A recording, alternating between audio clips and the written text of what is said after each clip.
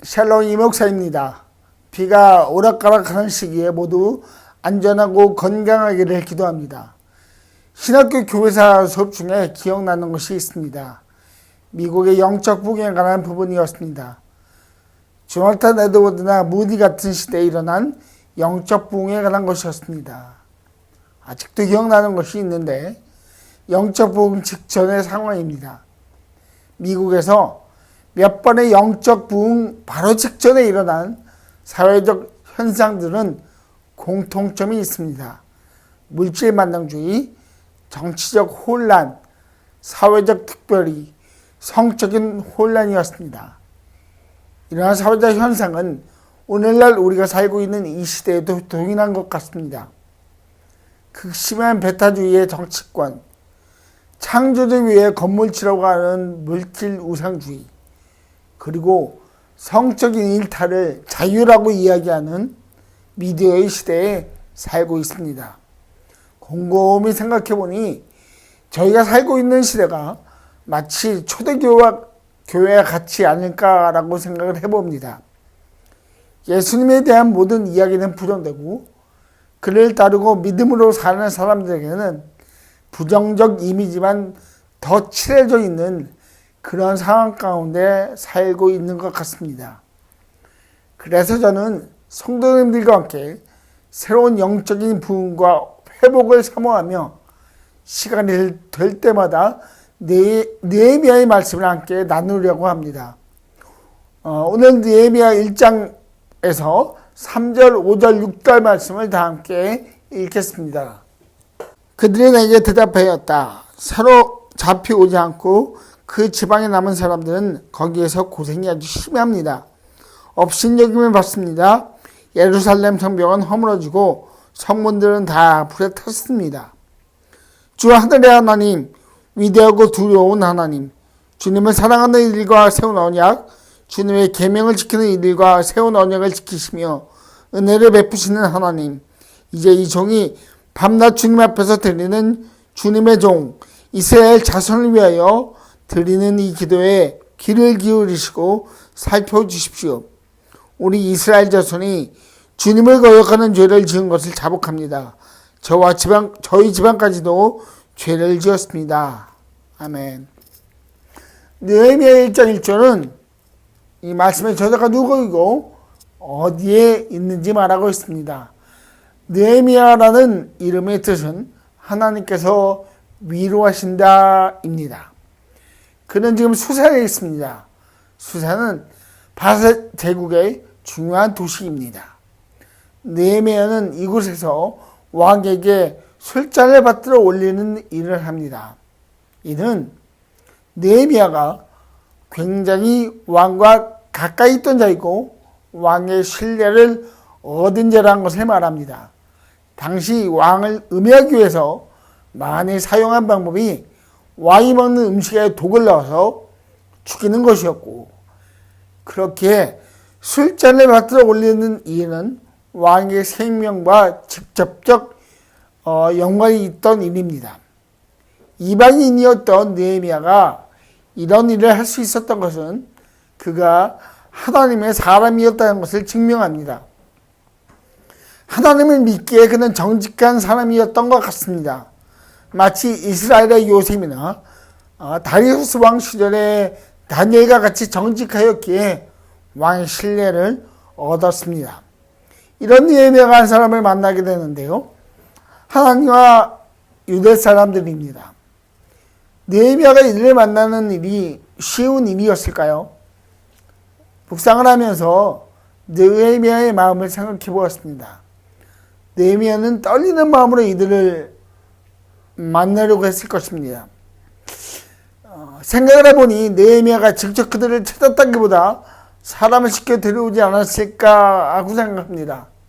그는 자신이 유대인을 만난 일이 어떠한 정치적 파장을 일으킬 것인지에 대한 것보다는 예루살렘이 하나님의 성전에 있는 거룩한 도성의 모습이 어떻게 되어 있는지에 더욱 관심이 있었습니다.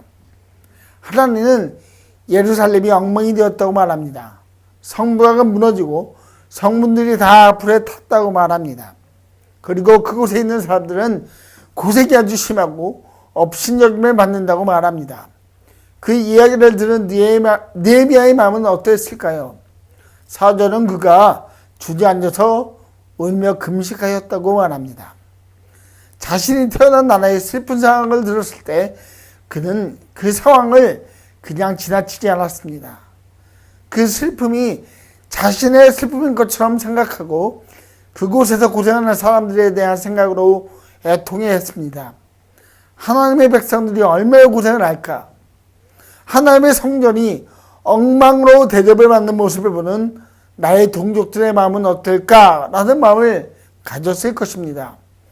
그래서 금식하면서 기도합니다. 애통하는 마음을 가지고 하나님을 찾습니다. 이러한 그의 행동에서 배우게 되는 교훈은 느헤미야는 자신의 정체성에 대한 확신을 가지고 있었다는 것입니다. 그는 유대인이지만 수산에서 정치적으로 높은 자리에 있는 사람입니다. 그러나 그는 포로로 끌려온 자신의 동족을 소홀히 여기지 않았습니다. 미국에서 생활하면서 경험한 것이 있습니다. 이민자의 삶으로 힘들게 열심히 살아서 소위 사회적으로 정치적으로 성공한 사람들이 있습니다. 다 그렇지는 않지만 그런 분들 중에 후에 한인 커뮤니티와 거리를 두는 분들이 있습니다. 자신이 한국계라는 것을 말하기보다 자신의 커리어나 위치가 더 알려지기를 원하는 분들이었던 것 같습니다. 느헤미야도 이러한 길을 쉽게 선택할 수 있는 자리에 있는 사람이었습니다. 그러나 그는 자신의 커리어나 위치가 알려지는 것에 대한 관심보다는 끌려온 동족들에게 더욱 관심을 가지고 있었습니다. 그가 이런 마음을 가질 수 있었던 이유는 하나님의 마음을 가지고 있었기 때문입니다. 느헤미야와 같이 예수님도 이러한 마음을 가지셨습니다. 예수님께서 갈릴리 바다를 다니시면서 제자들을 부르셨습니다. 그 중에 한 명이 레위입니다. 그는 세관원이었는데 그가 예수님을 집으로 초청하였습니다. 예수님께서 기꺼이 그 집으로 가셔서 레위 친구들과 죄인들과 함께 식사를 하십니다. 이를 본 율법학자들이 죄인들과 함께 있는 예수님을 비난합니다. 어떻게 저런 죄인들과 함께 밥을 먹을 수 있냐는 것입니다. 그때 예수님께서 말씀하십니다. 나는 의인을 부르러 온 것이 아니라 죄인을 부르러 왔다. 예수님께서 이 땅에 오신 이유는 의인 때문이 아닙니다. 죄인 때문입니다. 예수님은 죄인의 마지막이 죽음이고 그 이후에는 아무런 희망이 없는 인생을 살아가는 사람들을 불쌍히 여기셨습니다. 느헤미야가 예루살렘 백성들의 모습을 보고 슬픔에 잠겼듯이 예수님도 모든 사람의 모습을 보고 슬픔에 잠기셨습니다. 느헤미야가 슬픔에 잠겨 기도하였듯이 예수님도 십자가에서 죄인들을 위하여 죄인들을 향하여 기도하셨습니다. 저희들에게도 이러한 마음이 필요합니다. 시대적 상황을 보고 애통해하고 힘들어 숨을 쉬지 못하고 어려운 일을 당하는 사람을 돌아오는 마음을 가져야 합니다. 코로나가 시작한 이후로 변화된 것이 많지만 그중 하나가 사람들이 넉넉한 마음을 가지고 있지 못하다는 것입니다.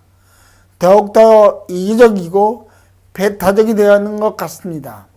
하지만 한국 사회에 만연한 지독한 이기주의와 배타주의는 코로나가 개인적으로 영향을 준다고 생각합니다. 어려운 상황이 오면 나를 돌아보기 바쁘고 남을 잘 생각하지 못합니다. 자영업하는 분들은 너무 어렵다고 이렇게 어려운 적은 없었다고 말합니다. 요즘 시대에 옛말에 곳간에서 인심난다라는 말이 실감나는 시대에 저희가 살고 있는 것 같습니다.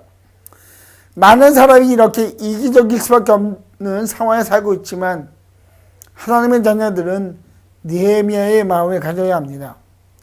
시대적 상황에 통해하고 어려움에 처한 사람들을 하나님의 마음으로 기도하며 바라보아야 합니다. 하나님의 자녀들에게는 기도라는 무기가 있습니다. 이 기도는 모든 문제를 뛰어넘는 힘이 있는데 사람으로 할 수 없지만 하나님께서 그 기도를 통해 일하시기 때문에 하나님께는 불가능이 없습니다. 그 하나님에게 기도하시기 바랍니다. 코로나 시대가 종식될 수 있도록, 그리고 하나님의 마음을 가지고 사람을 긍휼히 생각하고 기도로 섬길 수 있는 기회를 달라고 기도하시는 성도님들 되시기를 주님의 이름으로 축복합니다. 이러한 하나님의 마음을 가지게 되면 자연적으로 깨닫는 것이 있습니다. 그것은 바로 죄에 대한 민감성입니다. 느헤미야는 하나님께 기도드리면서 방각치 기도합니다. 우리 이스라엘 자손이 주님을 거역하는 죄를 지은 것을 자복합니다. 저와 저희 집안까지도 죄를 지었습니다. 느헤미야가 흔히 말하는 큰 죄악을 저지른 자일까요? 그렇지 않다고 생각합니다. 느헤미야는 신실하게 하나님을 경외한 자입니다. 하나님을 믿기에 어떠한 상황에서도 정직한 자였을 것입니다. 그 믿음과 그 지혜가 그를 왕을 가까이에서 보호자 하는 지위로 인도하였을 것입니다. 그는 매일 아침 집을 나서기 전에 겸손하게 해달라고, 지켜달라고, 또 지혜를 달라고 간절히 기도한 자였을 것입니다. 하나님께서 다윗을 평가하신 것처럼 그는 하나님의 마음에 합당한 자였을 것입니다. 그런데 그가 하나님 앞에서 나는 죄인입니다 라고 고백합니다. 그리고 이스라엘 자손이 주님을 거역하였다고 고백합니다.